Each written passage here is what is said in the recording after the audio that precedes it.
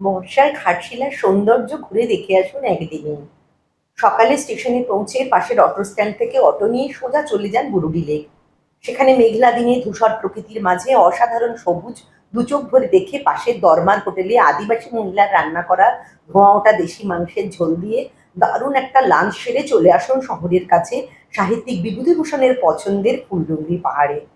এরপর গৌরীকুঞ্জে বিভূতিবাবুর বসতবাড়ি আর বাড়ির ভেতরে রাখা ওনার লেখা পাণ্ডুলিপি দেখে আসুন নিজের চোখে।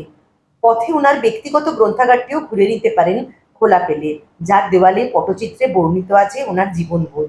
এরপর চলে আসুন আরেক পাহাড় চিত্রকূট। ওপরে থাকা শিব মন্দিরে খানিক জিরিয়ে চলে আসুন স্টেশনের কাছেই রামকৃষ্ণ মঠে। অসাধারণ শান্ত পরিবেশে মন ঠান্ডা করে রাত ৮টার মধ্যে ফিরে আসুন বিকেলের ট্রেন ধরে। আর যদি এক দু রাত থেকে ঘুরতে চান, তার ডিটেল ভিডিও লিঙ্ক দিয়ে রাখলাম কমেন্ট বক্স আর রিলেটেড ভিডিওতে।